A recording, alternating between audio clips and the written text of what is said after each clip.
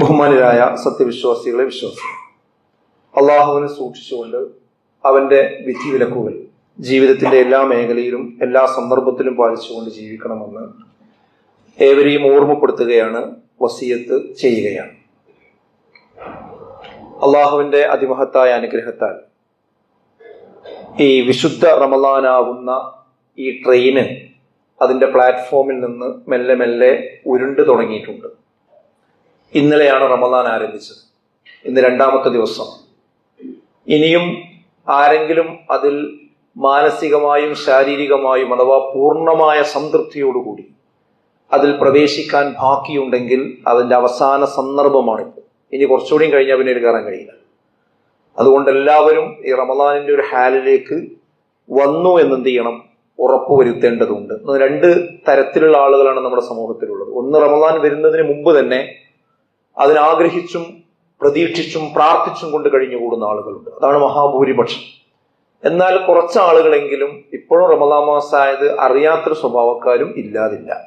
അതുകൊണ്ട് അത്തരം ആളുകൾ ശ്രദ്ധിക്കുക, വിശുദ്ധ റമളാനിനെ അതിന്റെ പവിത്രതയോടുകൂടി തന്നെ ഉൾക്കൊള്ളുക. കഴിഞ്ഞ തവണ നമ്മളോടൊപ്പം ഉണ്ടായിരുന്ന പല ആളുകളും ഇന്ന് നമ്മുടെ വീടുകളിലില്ല, നമ്മുടെ നാടുകളിലില്ല, നമ്മുടെ മഹല്ലിലില്ല. അവരൊക്കെ അള്ളാഹുവിന്റെ വിളിക്ക് ഉത്തരമേകിക്കൊണ്ട് പോയി കഴിഞ്ഞു. അവർക്കൊക്കെ അള്ളാഹു മഗ്ഫിറത്ത് നൽകി അനുഗ്രഹിക്കുമാറാകട്ടെ. അതുപോലെ തന്നെ വിശുദ്ധ റമളാനിലേക്ക് പ്രവേശിച്ച ഉടനെ യാദൃശ്ചികമായി തന്നെ പ്രശ്നങ്ങളും പ്രയാസങ്ങളും രോഗങ്ങളും അപകടങ്ങളും ഒക്കെ ഉണ്ടായ ആളുകൾ നമ്മുടെ തന്നെ മഹല്ലുകളിലൊക്കെ ഉണ്ട്. അവർക്കൊക്കെ അള്ളാഹു സമ്പൂർണമായ ശമനം നൽകി അനുഗ്രഹിക്കുമാറാകട്ടെ. ഇന്ന് ലോകം ഒരു റേസ് ട്രാക്കിലൂടെയാണ് പോയിക്കൊണ്ടിരിക്കുന്നത്. അതായത് ഒരു ട്രാക്കിൽ ഓടുന്ന ഒരു ഓട്ടക്കളത്തിലാണ് ഇന്ന് ലോകമുള്ളത്. എല്ലാവരും മറ്റൊരാളെ തോൽപ്പിക്കുവാനുള്ള നെട്ടോട്ടത്തിലാണ്. വിദ്യാർത്ഥികൾ പരസ്പരം ഇന്ന് പരീക്ഷയുടെ പേരിൽ മറ്റു മത്സരങ്ങളുടെ പേരിൽ പരസ്പരം മത്സരിച്ചു കൊണ്ടിരിക്കുന്നത് നമുക്ക് കാണാം. സ്ഥാപനങ്ങൾ തമ്മിൽ മത്സരിച്ചു കൊണ്ടിരിക്കുന്നു.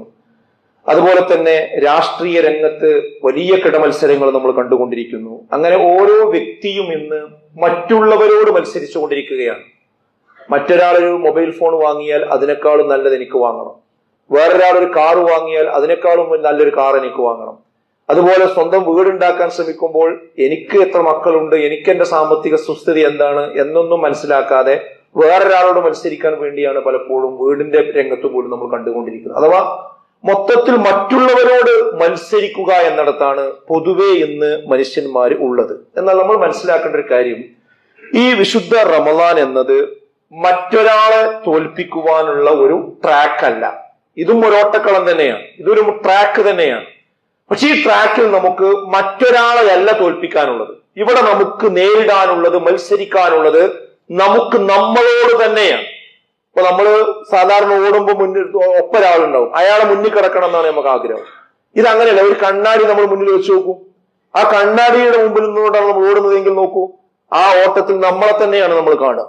ഇതേപോലെ ഈ ഒരു റമളാൻ എന്ന് പറയുന്നത് മറ്റൊരാളോ മത്സരിക്കാനല്ല, മറ്റൊരാളോടൊപ്പമല്ല, മറിച്ച് നമുക്ക് നമ്മളോട് തന്നെ മത്സരിക്കുവാനും നമ്മുടെ അലസതയെ തോൽപ്പിക്കുവാനുമുള്ള ഒരു മാസത്തിന്റെ പേരാണ് വിശുദ്ധ റമളാൻ എന്ന് പറയുന്നത്. ഈ റമളാനിൽ നമ്മുടെ മത്സരം നമ്മളോട് തന്നെ ആയിരിക്കണം. റസൂലുള്ളാഹി സ്വല്ലല്ലാഹു അലൈഹി വസല്ലം പറഞ്ഞു, അൽ മുജാഹിദു, മുജാഹിദ് എന്ന് പറഞ്ഞാൽ ആരാണ്? മൻ ജാഹദ നഫ്സഹു ബിതാഅത്തില്ലാഹ്, അള്ളാഹുവിനെ അനുസരിക്കുന്ന കാര്യത്തിൽ സ്വന്തം മനസ്സിനോട് പോരാടുന്നവനാണ് യഥാർത്ഥത്തിൽ മുജാഹിദ് എന്ന് പറയുന്നത് എന്നാണ്. അതായത് നമ്മുടെ തന്നിഷ്ടങ്ങളോട് പോരാടുക. ഖദ് അഫ്ലഹ മൻ സക്കാഹ വഖദ് ഖാബ മൻ ദസ്സാഹ. ആരതിനെ നന്നാക്കിയോ, അതിനെന്ന് പറഞ്ഞ ഹൃദയത്തെ, അതിനെ ആര് നന്നാക്കിയോ അവൻ വിജയിച്ചിരിക്കുന്നു. ആരതിനെ പരാജയപ്പെടുത്തിയോ കളങ്കപ്പെടുത്തിയോ അവൻ പരാജയപ്പെട്ടിരിക്കുന്നു എന്നാണ്. അഥവാ സ്വന്തം മനസ്സിനെ സ്ഫുടം ചെയ്തെടുത്തവനാണ് ലോകത്ത് വിജയിച്ചവൻ എന്ന് പറയുന്നത്. അതുകൊണ്ട് സുഹൃത്തുക്കളെ, ഈ റമളാൻ മാസം നമുക്ക് നമ്മളോട് നല്ലൊരു മത്സരം നടത്താൻ നമുക്ക് കഴിയണം. അതിന് ചില തീരുമാനങ്ങൾ എടുക്കാൻ നമുക്ക് കഴിയണം. അതിൽ നമ്മൾ മത്സരിക്കേണ്ട ചില മേഖലകൾ പെട്ടെന്ന് ഞാൻ പറഞ്ഞു പോകാം, നിങ്ങൾക്ക് വേഗത മനസ്സിലാവും. ഒന്നാമത്തെ കാര്യം എന്ന് പറയുന്നത്, നമ്മൾ മത്സരിക്കേണ്ടത്, നമ്മൾ പരാജയപ്പെടുത്തേണ്ടത്, നമ്മൾ നേരിടേണ്ടത് നമ്മുടെ ദുശ്ശീലങ്ങളെയാണ്. നമ്മുടെ ദുശ്ശീലങ്ങളോടാണ് ആദ്യമായി നമ്മൾ പടപൊരുതേണ്ടത്. അതിനെന്തു വേണം? എനിക്കെന്ത് ദുശ്ശീലമുണ്ട് എന്ന് ഡയഗ്നോസ് ചെയ്യുക എന്നതാണ് പ്രധാനം. ഭാര്യയിൽ നിന്ന് ഒളിപ്പിച്ചു വെച്ച, മക്കൾ കാണാതെ ചെയ്തുകൊണ്ടിരിക്കുന്ന, വാപ്പയും ഉമ്മയും അറിയാതെ ചെയ്തുകൊണ്ടിരിക്കുന്ന, നാട്ടുകാരുടെ മുമ്പിൽ വലിയ മാന്യനായി നമ്മൾ നടക്കുമ്പോഴും ഉള്ളിൽ പുകഞ്ഞുകൊണ്ടിരിക്കുന്ന തെറ്റുകളും തിന്മകളും അധർമ്മങ്ങളും ദുശ്ശീലങ്ങളും എന്തുണ്ടോ അതിനെ ശരിക്കും നമ്മൾ ടാർഗറ്റ് ചെയ്ത് അത് ഡിലീറ്റ് ചെയ്ത് കളയാൻ ഒരു തീരുമാനമെടുക്കാൻ ഈ റമളാൻ മാസത്തിൽ കഴിയുന്നുവെങ്കിൽ നമ്മുടെ നഫ്സിനോടുള്ള മത്സരത്തിൽ നമ്മൾ വിജയിക്കും. അതിൽ പ്രധാനപ്പെട്ട ഒന്നാണെന്ത്? ശിർക്കിന്റെ ഇനങ്ങൾ ഏതെങ്കിലും നമ്മുടെ ജീവിതത്തിൽ ഉണ്ടോ എന്ന് നമ്മൾ ഉറപ്പുവരുത്തണം. ഏലസ് കെട്ടി, ഐക്കല്ല് കെട്ടി, അതുപോലെ തന്നെ ആരും കാണാതെ ഏതെങ്കിലും തങ്ങളെടുത്തോ ബീവിയെടുത്തോ സിദ്ധന്റെ അടുത്തോ പോയി കാര്യകാരണ ബന്ധങ്ങൾക്ക് അതീതമായ കാര്യങ്ങൾക്ക് വേണ്ടി, കാര്യസാധ്യത്തിന് വേണ്ടി പോകുന്ന സ്വഭാവം നമ്മളിലോ നമ്മുടെ കുടുംബത്തിലോ ആർക്കെങ്കിലും ഉണ്ടെങ്കിൽ അവരുടെ നോമ്പ് ബാത്തിലാണ്, അവരുടെ നിസ്കാരം ബാത്തിലാണ്.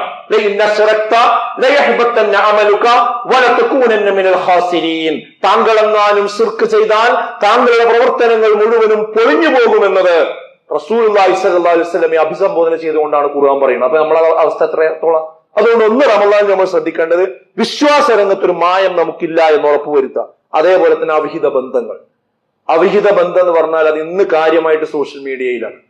ഈ വാട്സപ്പിലും ഫേസ്ബുക്കിലും ഇൻസ്റ്റാഗ്രാമിലും അന്യ പുരുഷനുമായോ അന്യ സ്ത്രീയുമായിട്ടോ ചാറ്റിംഗ് നടത്തിക്കൊണ്ട് അങ്ങനെ ഒരു സ്വകാര്യ ബന്ധം അവരുടെ വീട്ടുകാരറിയാതെ, നമ്മുടെ വീട്ടുകാരറിയാതെ, ഭാര്യ അറിയാതെ, ഭർത്താവ് അറിയാതെ ഒരു സ്വകാര്യ ബന്ധം ആരെങ്കിലും കാത്തു സൂക്ഷിക്കുന്നുണ്ടെങ്കിൽ എഴുതി വെച്ചോളൂ, അത് അവിടെ നിൽക്കില്ല. അത് ആ ചാറ്റിങ്ങിൽ മാത്രം നിൽക്കില്ല, അതിന്റെ അടുത്ത സ്റ്റെപ്പിലേക്ക് പോകും. പിന്നെ കാണാൻ കൊതിക്കും, കണ്ടു കഴിഞ്ഞാൽ സംസാരിക്കാൻ കൊതിക്കും, സംസാരിച്ചു കഴിഞ്ഞാൽ പിന്നെ അതിന്റെ സമയം ദൈർഘ്യം കൂടും. അത് കൂടിക്കഴിഞ്ഞാൽ ഒന്നിച്ച് യാത്ര ചെയ്യാൻ തോന്നും, ഒന്നിച്ച് കിടക്കാൻ തോന്നും, പിന്നെ സംഭവിക്കേണ്ടതൊക്കെ സംഭവിക്കും. അവസാനം കൊലപാതകത്തിൽ വരെ അത് കലാശിക്കുന്ന കാലഘട്ടത്തിലൂടെയാണ് നമ്മൾ കടന്നുപോയിക്കൊണ്ടിരിക്കുന്നത്.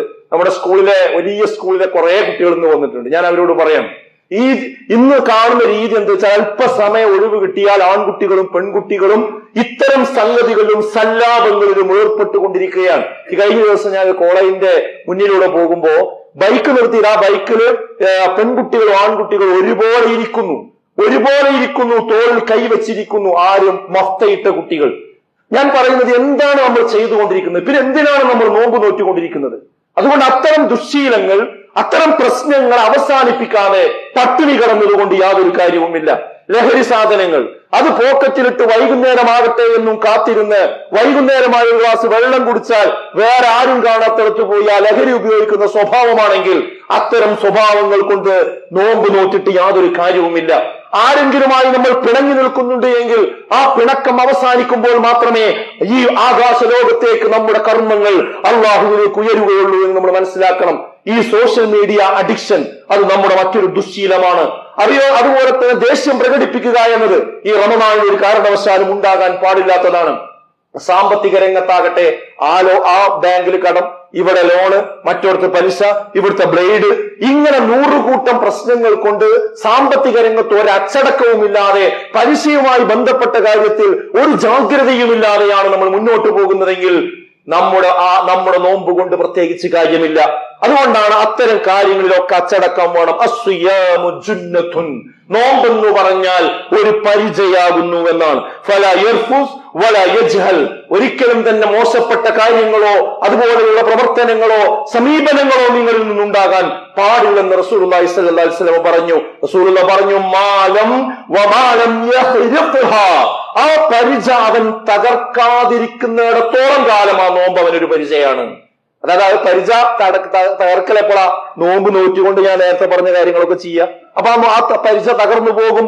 വിള്ളലുള്ള പരിച കൊണ്ട് യുദ്ധം വിജയിക്കാൻ കഴിയില്ല എന്ന് നമ്മൾ മനസ്സിലാക്കണം. ശൈത്താനോടുള്ള യുദ്ധമാണ് വിശുദ്ധ റമദാൻ എന്ന് പറയുന്നത്.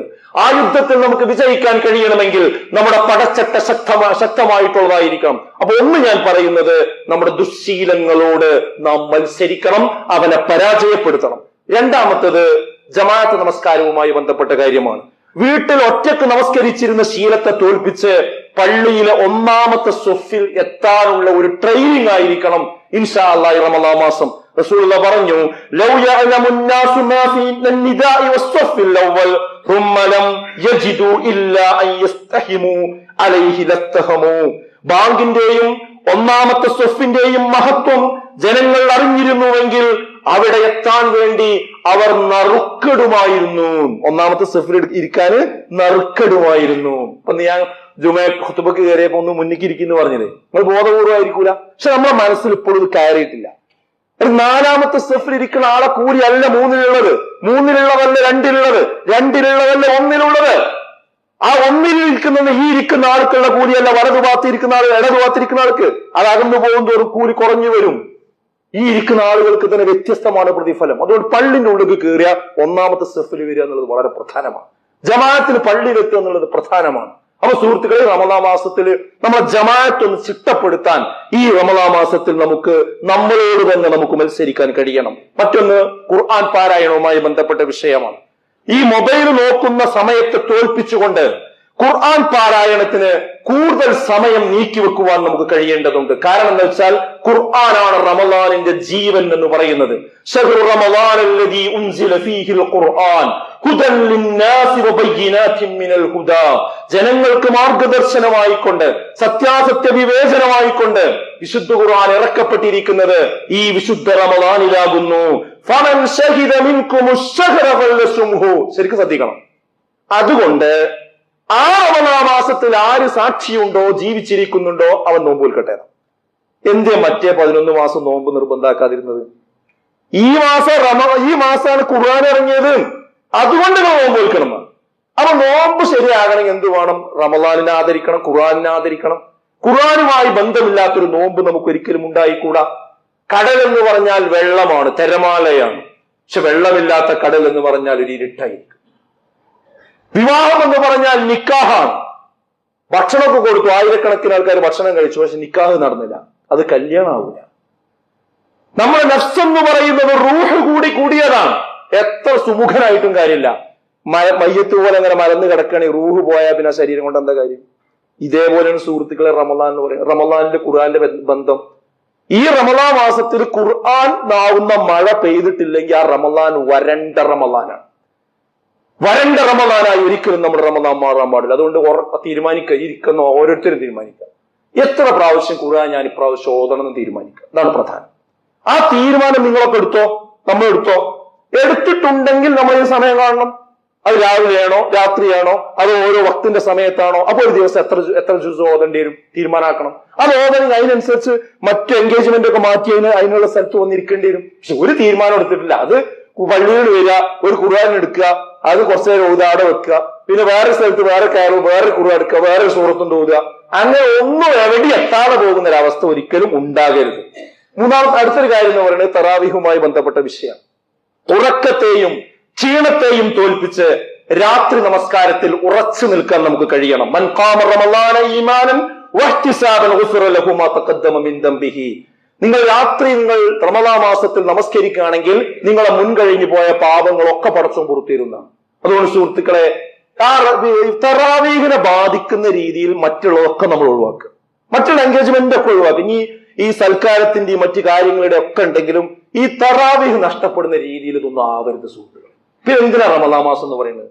അതുകൊണ്ട് ആ ഒരു കാര്യം നമ്മൾ പ്രത്യേകം ശ്രദ്ധിക്കുക. അടുത്തൊരു കാര്യം എന്താണെന്ന് വെച്ചാൽ നമ്മളെ ദാനധർമ്മവുമായി ബന്ധപ്പെട്ട വിഷയമാണ്. അതായത് സമ്പത്ത് കുറയുമോ എന്ന ഭയത്തെ തോൽപ്പിച്ചുകൊണ്ട് ഒരു ഉദാര മനസ്കനാകാൻ വേണ്ടി നമ്മളോട് തന്നെ മത്സരിക്കണം. പിശുക്കിനെതിരെയുള്ള പോരാട്ടത്തിന്റെ മാസമാണ് വിശുദ്ധ റമളാൻ എന്ന് പറയുന്നത്. റസൂലായിരുന്നു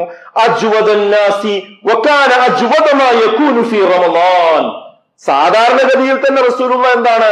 ജനങ്ങളിൽ ഏറ്റവും ഉദാര മനസ്സുള്ള വ്യക്തിയായിരുന്നു. എന്നാൽ റമളാനിലാകട്ടെ റമളാനിൽ കുറച്ചുകൂടി ഉദാരനാകുമെന്നാണ്. കാറ്റടിക്കുന്ന വേഗതയിലായിരുന്നു റസൂലുള്ളാഹി സ്വല്ലല്ലാഹു അലൈഹി വസല്ലം ദാനം ചെയ്തിരുന്നത്. കാറ്റിന്റെ വേഗതകളൊന്ന് ആലോചിച്ച് നോക്കി. അപ്പൊ നിങ്ങളത് വിചാരിക്കും എന്ത് റസൂലുള്ള അങ്ങനെ വലിയ പണത്തിന്റെ ഒരു വലിയ ആളായിരുന്നു, ഒരു ചക്രവർത്തിയായിരുന്നു. അല്ല, ആ റസൂലുള്ളയുടെ പുറകുഭാഗം നോക്കിയാൽ ഈത്തപ്പന മട്ടലിന്റെ പാട് കാണുമായിരുന്നു. കിടന്നിരുന്നത് ഈത്തപ്പന മട്ടലിലാണ്. ആ ചുവന്നു തൊടുത്ത മേനിയിൽ രാത്രി ഉറങ്ങി എഴുന്നേൽക്കുമ്പോ ആ പാട് കാണുമായിരുന്നു.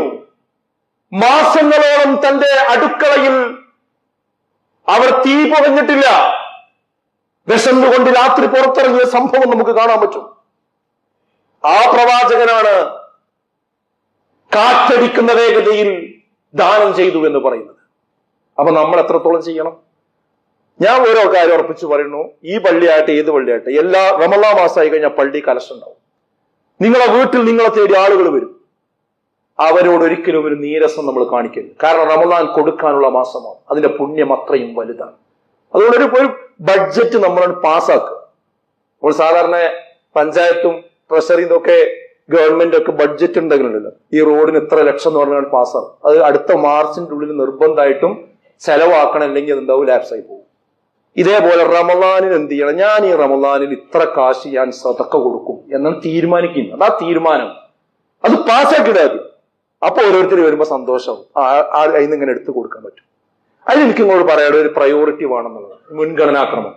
നമ്മൾ വരുന്നവർക്കൊക്കെ ഇങ്ങനെ എന്താന്ന് അറിയാതെ കൊടുക്കുന്നതിന് പകരം കൊടുക്കണേന്ന് ജാരിയായ സ്വതക്കയാണ്. അല്ല, ജാരിയായ സ്വതക്ക മരിച്ചാലും കൂലി കിട്ടുന്ന സ്വതക്ക. അത് രണ്ട് കാര്യം ഞാൻ പറയാം.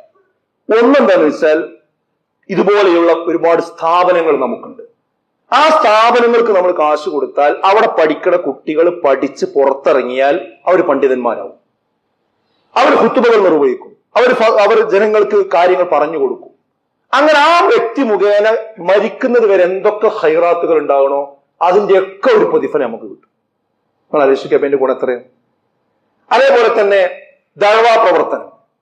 ഈ ദഅ്വാ പ്രവർത്തനങ്ങൾക്ക് നമ്മൾ കൊടുത്തത് കൊണ്ടാണ് ഒരു ലഘുലേഖ ഇറക്കുന്നത്, ഒരു പ്രോഗ്രാം നടക്കുന്നത് എങ്കിൽ ആ പ്രോഗ്രാമിലൂടെ ആരൊക്കെ ഇസ്ലാമിന്റെ വെളിച്ചം സ്വീകരിച്ചോ അതിന്റെ ഒക്കെ പ്രതിഫലം നമുക്ക് കിട്ടും. ഇന്നാ നഹ്നു നുഹ്യിൽ മൗതാ വനക്തുബു മാ ഖദ്ദമു വആസാറഹും വകുല്ല ശൈഇൻ അഹ്സൈനാഹു ഫീ ഇമാമിൻ മുബീൻ.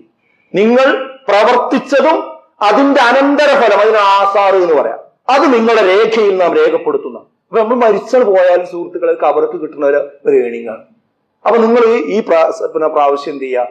നമ്മൾ റമളാൻ മാസത്തിൽ കൊടുക്കാൻ ഉദ്ദേശിക്കുന്ന എമൗണ്ടിൽ നല്ലൊരു വിഹിതം ഇതിനു വേണ്ടി നിയ്യത്താക്കി വെക്കുക. അത് നമ്മൾ ആളുകൾ വരുമ്പോൾ അത് കൊടുക്കുകയും ചെയ്യും. അപ്പൊ അത് നമുക്ക് ആ രീതിയിലേക്ക് ഒരു രീതി. അതുപോലെ സക്കാത്തിന്റെ കാര്യത്തിൽ അത് നമ്മൾ ഔദാര്യമൊന്നുമല്ല, അത് നിർബന്ധമായിട്ട് കൊടുക്കുമ്പോഴേ ബാക്കിയുള്ളത് ശുദ്ധീകരിച്ച് കിട്ടുള്ളൂ. ബാക്കിയുള്ളത് ശുദ്ധീകരിച്ച് കിട്ടണമെങ്കിൽ ഈ 2% കൊടുത്തിരിക്കണം. അതാരും ചോദിച്ചു വരാൻ കാത്തിക്കരുത്, അത് നമ്മൾ എത്തിച്ചു കൊടുക്കണം. പ്രത്യേകിച്ച് സഹോദരിമാര് ശ്രദ്ധിക്കുക, സ്വർണത്തിനൊക്കെ വലിയ വിലയുള്ള സമയമാണ്. അതുകൊണ്ട് ആ സക്കാത്ത് നിങ്ങൾ കൊടുത്തിട്ടില്ലെങ്കിൽ ആ ധരിക്കുന്നത് ചൂടുള്ള ആഭരണമായിരിക്കുന്ന ആളെ പരലോകത്ത് എന്ന ഓർമ്മ നമുക്കുണ്ടാകേണ്ടതുണ്ട്. അടുത്തൊരു കാര്യം വിജ്ഞാന സമ്പാദനവുമായി ബന്ധപ്പെട്ട വിഷയമാണ്.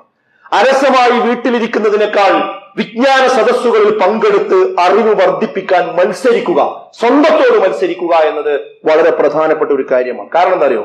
അള്ളാഹു നമ്മളിൽ ഇടപെടണമെങ്കിൽ അള്ളാഹുവിന്റെ ദീനിന് നമ്മളും സഹായിക്കണം. റസൂൽ പറഞ്ഞു നോക്കി, നിങ്ങൾ മൻ യുരിദില്ലാഹ ബി ഖൈറൻ യുഫഖിഹു ഫിദ്ദീൻ. ഒരാൾക്ക് അള്ളാഹു നന്മ ഉദ്ദേശിക്കുന്നുണ്ടെങ്കിൽ അവന് മതപരമായ കാര്യത്തിൽ നല്ല വിവരം പടച്ചോൻ കൊടുക്കുന്നു. നമുക്ക് നല്ല അറിവുണ്ടാകുന്ന ഒരു മാനസികാവസ്ഥ ഉണ്ടെങ്കിൽ പടച്ചോൻ നമുക്ക് ഹൈറ് തന്നു എന്നാണ് എന്റെ അർത്ഥം. ഒരു ക്ലാസ് ഉണ്ട്, ഒരു പരിപാടി ഉണ്ട് എന്ന് പറയുമ്പോൾ, ഒരു ബുക്ക് ഉണ്ട് എന്ന് പറയുമ്പോൾ അത് വായിക്കാന്, ക്ലാസ് കേൾക്കാൻ ഒരു മനസ്സ് നമുക്ക് തോന്നുന്നുണ്ടോ, എന്നാ പടച്ചോന്റെ നമുക്ക് ഹൈറ് കിട്ടും. പക്ഷെ അതിന് നമുക്ക് നേരം സമയമില്ല. എത്ര പറഞ്ഞാല് അതിന് സമയമല്ല, നമ്മൾ ഭയങ്കര തിരക്കിലാണ്. ഈ തിരക്ക് 3 കഷ്ണം തുണിയിൽ മുറിക്കൽ കിട്ടുമ്പോഴേ തീരുള്ളൂ. അതുവരെ തിരക്കുണ്ടാവും. എന്നാ ഈ റമളാൻ മാസത്തിൽ സുഹൃത്തുക്കൾ ഇതിന് അവസരമുണ്ട്. അപ്പോൾ എല്ലാ പ്രാവശ്യവും ഇപ്പൊ ഇൻഷാ അല്ലാഹ് പുതിയ ഓഡിറ്റോറിയത്തിലാണ് പ്രാവശ്യത്തെ നമ്മളെ ക്ലാസ്. നമ്മൾ കുടുംബസമയം, നമ്മൾ കുടുംബത്തിന് എന്തൊക്കെ പ്രശ്നങ്ങൾ അനുഭവിക്കുന്നുണ്ട്? ഭാര്യയും ഭർത്താവും കുട്ടികളും പറഞ്ഞാൽ കേൾക്കാത്ത പ്രശ്നം, ലഹരിയുടെ പ്രശ്നം, പ്രണയത്തിന്റെ പ്രശ്നം, എന്തൊക്കെ ഉണ്ട്?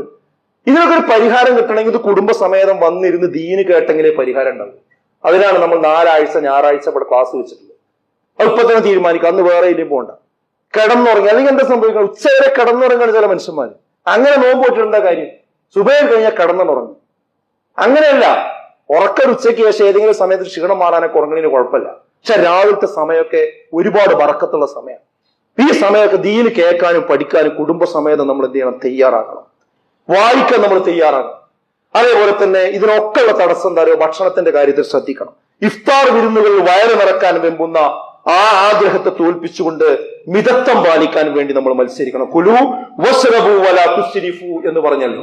നിങ്ങൾ ഭക്ഷിച്ചോളൂ, കുടിച്ചോളൂ, പക്ഷെ ഒരിക്കലും നിങ്ങൾ ദൂർത്ത് കാണിക്കരുത്. ഭക്ഷണം അമിതായ നിസ്കരിക്കാൻ കഴിയില്ല, തറാവീഹ് ചെയ്യാനില്ല, ഒന്നിനും കഴിയില്ല. അതുകൊണ്ട് ഭക്ഷണത്തെ കൺട്രോൾ ചെയ്യണം.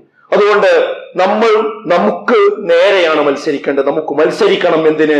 എന്റെ വീട്ടിനുള്ളിലെ ഒറ്റപ്പെട്ട നിസ്കാരശീലത്തെ തോൽപ്പിച്ച് പള്ളിയിലെ ഒന്നാമത്തെ സഫിലെത്താൻ നമുക്ക് സാധിക്കണം. നമുക്ക് മത്സരിക്കാൻ കഴിയണം. സോഷ്യൽ മീഡിയയിൽ അനാവശ്യ കാഴ്ചകളെ തോൽപ്പിച്ച് ഖുർആൻ വചനങ്ങളുമായി സമയം ചെലവഴിക്കുവാൻ നമുക്ക് മത്സരിക്കാൻ കഴിയണം. പകല് പണിയെടുത്ത് തളർന്ന എന്റെ ശരീരത്തിന്റെ അലസതയെ തോൽപ്പിച്ച് അള്ളാഹുവിന്റെ മുന്നിൽ ദീർഘനേരം നിൽക്കാൻ നമുക്ക് മനസ്സുണ്ടാകണം. അതിന് നമ്മുടെ സ്വന്തത്തോട് നമുക്ക് മത്സരിക്കാൻ കഴിയണം. പണം കുറഞ്ഞു പോകുമോ എന്ന എന്റെ ഉള്ളിലെ പിശുക്കിനെ തോൽപ്പിച്ച് നിർലോഭം ചെയ്യുന്ന, ദാനം ചെയ്യുന്ന ഉദാരനായി മാറാൻ നമുക്ക് നമ്മളോട് തന്നെ മത്സരിക്കാൻ കഴിയണം. ഫോണിലെ നോട്ടിഫിക്കേഷനുകൾക്ക് പിന്നാലെ പായുന്ന എന്റെ വിരലുകളെ തോൽപ്പിച്ചുകൊണ്ട് ആ വിരലുകൾ കൊണ്ട് തസ്ബീഹ് ചൊല്ലുന്ന, ദിക്റുകൾ ചൊല്ലുന്ന ആളായി മാറാൻ നമുക്ക് നമ്മളോട് തന്നെ മത്സരിക്കാൻ കഴിയണം. കാലങ്ങളായി എന്നെ വേട്ടയാടുന്ന എന്റെ ദുശ്ശീലങ്ങളെ തോൽപ്പിച്ച് ഈ റമദാനിൽ പുതിയൊരു മനുഷ്യനാകാൻ എനിക്ക് സാധിക്കണം. അതിന് എന്റെ ഇച്ഛകളോട് നാം പോരാടണം. അറിവില്ലായ്മയുടെ ഇരുട്ടിനെ തോൽപ്പിച്ച് ഖുർആനിന്റെയും ഹദീസിന്റെയും വിജ്ഞാന സദസ്സുകളിൽ ഇരിക്കാൻ നമുക്ക് മനസ്സുണ്ടാകണം. അതിന് നമ്മളോട് തന്നെ നമ്മൾ മത്സരിക്കണം. ഇഫ്താർ മേശയിലെ വിഭവങ്ങളോടുള്ള എന്റെ ആർത്തിയെ തോൽപ്പിച്ച് മിതമായ ആഹാരം കൊണ്ട് തൃപ്തിപ്പെടാൻ നമുക്കും നമ്മുടെ കുടുംബത്തിനും കഴിയേണ്ടതുണ്ട്. എന്റെ സുഖമുദ്രയെ തോൽപ്പിച്ച് പാതിരാത്രിയിൽ പടച്ചവനോട് സങ്കടങ്ങൾ പറയാൻ എഴുന്നേറ്റിരിക്കുന്ന രീതിയിലേക്ക് നമ്മുടെ ജീവിതം മാറി വരണം. റമദാൻ ഇനിയും വരുമല്ലോ എന്ന തന്റെ അശ്രദ്ധയെ തോൽപ്പിച്ച് ഇതെന്റെ അവസാനത്തെ റമദാനാണ് എന്ന ബോധ്യത്തോടുകൂടി ആരാധനകളിൽ മുഖരിതരാകുവാൻ നമുക്കും നമ്മുടെ കുടുംബത്തിനും കഴിയണം. അപ്പോൾ മാത്രമാണ് ഈ വിശുദ്ധ റമദാൻ നമ്മുടെ കയ്യിൽ നിൽക്കുകയുള്ളൂ. അങ്ങനെ റമദാനിനെ സ്വീകരിക്കുവാനും അനുഷ്ഠിക്കുവാനും അള്ളാഹു നമുക്ക് എല്ലാവർക്കും തൗഫീഖ് നൽകി അനുഗ്രഹിക്കുമാറാകട്ടെ. അൽഹംദുലില്ലാഹ് വസ്സലാത്തു വസ്സലാമു അലാ റസൂലില്ലാഹ് വഅലാ ആലിഹി വസ്വഹ്ബിഹി അജ്മഈൻ. അമ്മാ ബഅദ്. ബഹുമാനരായ സത്യവിശ്വാസികളെ, വിശ്വാസികളെ, അള്ളാഹുവിനെ സൂക്ഷിച്ചുകൊണ്ട് ജീവിക്കണമെന്ന് ഒരിക്കൽ കൂടി ഓർമ്മപ്പെടുത്തുകയാണ്, വസിയ്യത്ത് ചെയ്യുകയാണ്. റമദാൻ നമ്മുടെ കൈപ്പിടിയിൽ നിൽക്കണമെങ്കിൽ നല്ല പ്ലാനിങ് ആവശ്യമാണ്, ആസൂത്രണം ആവശ്യമാണ്. രാവിലെ എഴുന്നേറ്റത് മുതൽ രാത്രി കിടക്കുന്നത് വരെയുള്ള സമയം ഞാൻ എങ്ങനെ ചെലവഴിക്കും എന്നൊരു നല്ല പ്ലാന് നമ്മുടെ ജീവിതത്തിൽ ഉണ്ടാവണം. നമ്മുടെ തൊട്ടടുത്തുള്ള പള്ളികളിലെ ജമാഅത്തിന്റെ സമയം നമുക്ക് ഓർമ്മ വേണം. അതിന്റെ ബോർഡ് ഫോട്ടോ എടുത്ത് നമ്മളെ മൊബൈലിൽ ഉണ്ടാവും. ആ ടൈം ആകുമ്പോൾ അവിടെ എത്തണം. അങ്ങനെ ഒരു മാസം കൊണ്ട് എല്ലാം ചിട്ടപ്പെടണം. ഖുർആൻ പാരായണത്തിനും എല്ലാത്തിനും ഒരു സമയം നമ്മൾ കണ്ടെത്തണം. അതാണ് ഒന്നാമതായി എനിക്ക് അത് അനുബന്ധമായി സൂചിപ്പിക്കാനുള്ളത്. മറ്റൊന്ന്, ചില സംശയങ്ങൾ ആൾക്കാരെ മനസ്സിൽ റമദാനാവുമ്പോൾ ഉണ്ടാവും. അതിലൊന്നെന്താന്ന് വെച്ചാൽ, ഇപ്പൊ എന്തെങ്കിലും ഇപ്പൊ ആദ്യത്തെ നോമ്പൊക്കെ ആകുമ്പോൾ പെട്ടെന്ന് മറന്നുകാണ്ട് വല്ല വെള്ളമോ ഇതിന് കുടിച്ചു പോകും ആൾക്കാർ. പക്ഷെ മറന്നു കഴിച്ചാൽ മൻ നസിയ വഹുവ സ്വായിമൻ, ആരെങ്കിലും മറന്നുകൊണ്ട് പിന്നെ ഭക്ഷണം കഴിച്ചു പോയാൽ ഫഅകല ഔ ശരിബ ഫൽയുതിമ്മ സൗമഹു, അവൻ നോമ്പ് പൂർത്തിയാക്കട്ടെ എന്നാണ്. അതിന് കുറ്റെല്ലാം അത് അള്ളാഹ് വർപ്പിച്ചതാണ്. അത് ബോധപൂർവ്വമാകാൻ പാടില്ല. മറന്നുപോയതാണെന്നുണ്ടെങ്കിൽ ഓർമ്മ വന്ന മുതൽ എന്ത് ചെയ്യുക, അന്നത്തെ നോമ്പ് ഒഴിവാക്കേണ്ട കാര്യമില്ല, തുടർന്നാൽ മതി, പിന്നെ ശ്രദ്ധിച്ചാൽ മതി. അതാണ് ഒന്ന്. മറ്റൊന്ന്, യാത്രക്കാരും രോഗികളും. ഫമൻ കാന മിൻകും മരീദൻ ഔ അലാ സഫരിൻ ഫഇദ്ദത്തും മിൻ അയ്യാമിൻ ഉഖ്റ. ദീർഘയാത്രയാണെങ്കിൽ ബുദ്ധിമുട്ടി നോമ്പ് വെക്കേണ്ട കാര്യമില്ല, അത് വേറെ ദിവസം നോറ്റാൽ മതി. ഇപ്പൊ ഒരു രോഗമുണ്ട്, 2 മാസം 3 മാസം കൊണ്ട് റിക്കവർ ആവുമെന്ന് ഡോക്ടർ പറഞ്ഞിരിക്കണമെങ്കിൽ ഇപ്പൊ നോമ്പ് എടുക്കേണ്ടതില്ല. അത് 2 മാസം കഴിഞ്ഞ് അടുത്ത പ്രാവശ്യം ആവുമ്പോഴേക്ക് എന്ത് ചെയ്താൽ മതി, റമദാൻ ആവുമ്പോഴേക്ക് നോമ്പ് നോറ്റ് കൂട്ടിയാൽ മതി. കഷ്ടപ്പെട്ടുകൊണ്ട് ചെയ്യേണ്ട കാര്യമില്ല. അതാണ് അതുമായി ബന്ധപ്പെട്ടുകൊണ്ട്. പിന്നെ എന്നാൽ അതിനും കഴിയില്ല എന്ന് വിചാരിക്കുക. ആ അസുഖം ഡോക്ടർ പറയണത് നിങ്ങൾക്ക് നോമ്പെടുത്താൽ അത് വർദ്ധിക്കും, നിങ്ങൾക്ക് അതിൻ്റെ ശാരീരികാവസ്ഥ അല്ല, ഇനി നിങ്ങൾക്ക് നോമ്പെടുക്കാൻ കഴിയില്ല എന്ന സാഹചര്യമാണുള്ളത് എങ്കിൽ മിസ്കീന് ഒരു നേരത്തെ ഭക്ഷണം എന്ത് ചെയ്യണം, അതിന് ഫിദിയയായിട്ട് കൊടുക്കണം എന്നതാണ്. ചില ആളുകൾക്ക് ഒരു സംശയമുണ്ട്, ഫിദിയ എന്ന് പറഞ്ഞാൽ എത്രയാണ് കൊടുക്കേണ്ടത്? തത്വം ഇതാണ്, ഒരു നേരത്തെ ഭക്ഷണം ഒരു മിസ്കീന് കൊടുക്കുക എന്നുള്ളത്. ഒരു നേരം ഭക്ഷണത്തിന് എത്രയാണോ അതിന് ഒരു അരി മാത്രം പോരല്ലോ, ഇത് ഭക്ഷണമായിട്ട് കൊടുക്കുകയാണ് ഏറ്റവും ഹൈറായിട്ടുള്ള കാര്യം. ഒരേ സാധുവിനെ വിളിച്ചിട്ട് ഒരു ദിവസം നോമ്പ് ഉറപ്പിച്ചാൽ അത് ഫിദിയായി, കുഴപ്പമില്ല.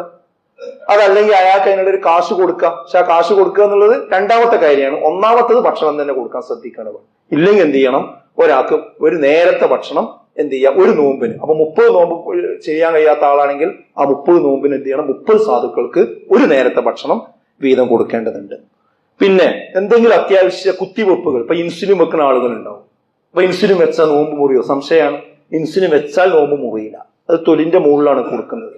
അതുകൊണ്ട് ഇൻസുലിന്റെ പ്രശ്നം കൊണ്ട് നോമ്പ് മുറിയെന്ന് വിചാരിക്കേണ്ടതില്ല.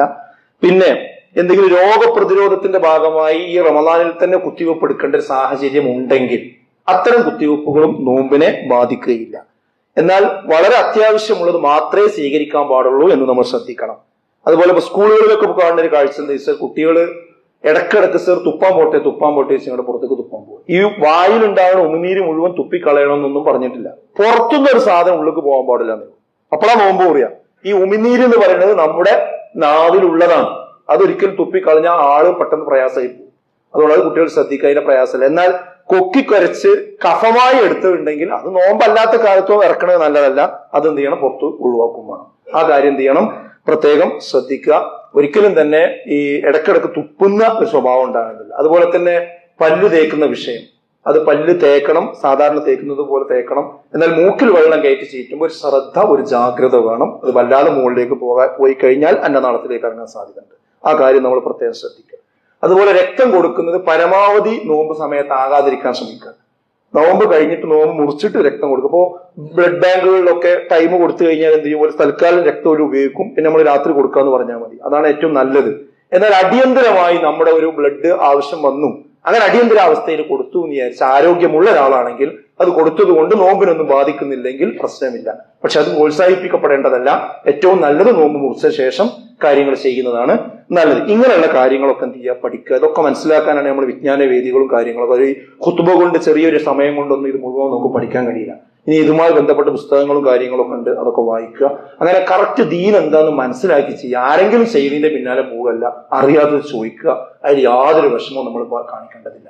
അങ്ങനെ കാര്യങ്ങൾ മനസ്സിലാക്കി ചെയ്യുന്ന യഥാർത്ഥ മുത്തഖികളിൽ, മുഅ്മിനുകളിൽ അല്ലാഹു നമ്മെവരെയും ഉൾപ്പെടുത്തി അനുഗ്രഹിക്കുമാറാകട്ടെ. നമ്മുടെ ജീവിതത്തിൽ വന്നുപോയ ചെറുതും വലുതുമായ എല്ലാ പാപങ്ങളും അല്ലാഹു നമുക്ക് വിട്ടുകൊടുത്ത് മാപ്പാക്കി തരുമാറാകട്ടെ. ഈ വിശുദ്ധ റമദാനിലെ മുഴുവൻ നോമ്പും നോൽക്കുവാനുള്ള ആരോഗ്യവും ആഫിയത്തും നമുക്കും നമ്മുടെ കുടുംബത്തിനും അല്ലാഹു പ്രദാനം ചെയ്യുമാറാകട്ടെ. നമ്മുടെ കൂട്ടത്തിൽ രോഗികളായ ഒരുപാട് ആളുകളുണ്ട്. അവർക്കൊക്കെ അല്ലാഹു സമ്പൂർണമായ ശമനം നൽകി അനുഗ്രഹിക്കുമാറാകട്ടെ. കടം കൊണ്ട് ബുദ്ധിമുട്ടുന്ന പ്രയാസപ്പെടുന്ന ആളുകളുണ്ട്. അവർക്കൊക്കെ അല്ലാഹു ആശ്വാസവും സമാധാനവും നൽകുമാറാകട്ടെ. കഴിഞ്ഞ ദിവസങ്ങളിലൊക്കെ മരണപ്പെട്ടു പോയ ആളുകളുണ്ട്. അവരുടെയൊക്കെ ഖബറിടം അല്ലാഹു വിശാലമാക്കി കൊടുക്കുമാറാകട്ടെ. നമ്മുടെയൊക്കെ ഉപ്പമാര്, ഉമ്മമാര്, അതുപോലെ തന്നെ ബന്ധുമിത്രാദികളൊക്കെ ഒരുപാട് ആളുകൾ മരണപ്പെട്ടിട്ടുണ്ട്. അവർക്കൊക്കെ അല്ലാഹു ജന്നാത്തുൽ ഫിർദൗസ് നൽകി അനുഗ്രഹിക്കുമാറാകട്ടെ. നാളെ പരലോകത്ത് സ്വർഗത്തിലേക്കും നരകത്തിലേക്കും ആളുകൾ തിരിക്കുമ്പോൾ സ്വർഗത്തിലേക്ക് പോകുന്ന യഥാർത്ഥ മുത്തഖികളിൽ, മുഅ്മിനുകളിൽ അല്ലാഹു നമ്മേവരെയും ഉൾപ്പെടുത്തുമാറാകട്ടെ.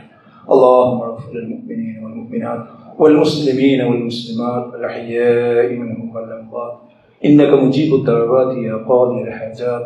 ربنا اصرف عنا عذاب جهنم إن عذابها كان غراما. ربنا اصرف عنا عذاب جهنم إن عذابها كان غراما.